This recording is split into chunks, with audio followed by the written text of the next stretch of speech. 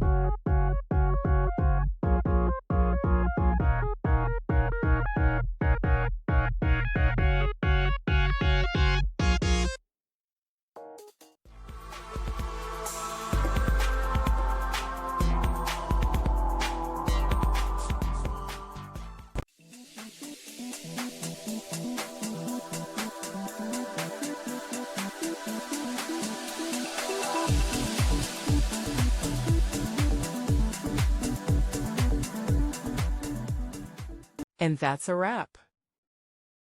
I hope you found the answer you were looking for. If you did, take a second to hit that subscribe button. It really helps out. And let me know in the comments which solution worked best for you. See you next time in the debug zone.